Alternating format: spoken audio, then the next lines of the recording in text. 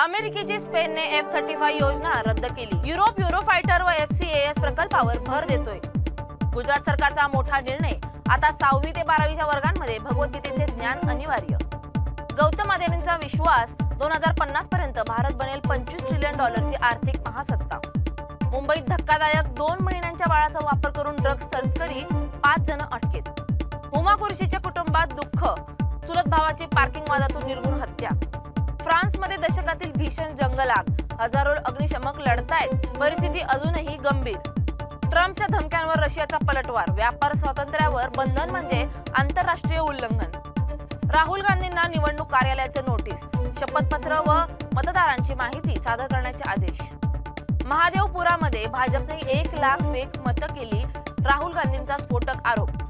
CCTV footage नष्ट करण्याचा डाव, राहुल गांधी म्हणतात निवडणूक आयोग व भाजपमध्ये मिलीभगत।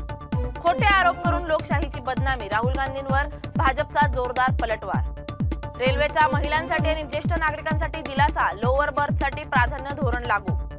नेस्ले इंडिया ओडिशामध्ये ₹900 कोटींची फॅक्टरी उभारणार, पूर्व भारतात पहिली मोठी गुंतवणूक। कॅनडात कपिल शर्माच्या कॅफेवर पुन्हा गोळीबार, एका महिन्यात दुसरा हल्ला, दहशतीचं वातावरण। शाळेतच अत्याचार, अहिल्यानगरमध्ये शिक्षकाने 3रीच्या विद्यार्थिनीवर लैंगिक अत्याचार केला। अंकिता लोखंडेच्या घरकाम करणाऱ्या महिलेच्या बेपत्ता मुलींचा पोलिसांनी केला यशस्वी शोध।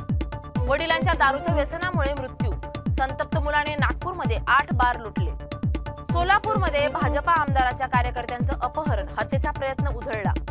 चाकणमध्ये वाहतूक कोंडीवर अजित पवारांचा दौरा, अधिकाऱ्यांना दिल्या स्पष्ट सूचना। पुण्याच्या गोल्डन बेकरीला पहाटे आग, नागरिकांनी दाखवले धाडस, 6 जणांची सुखरूप सुटका।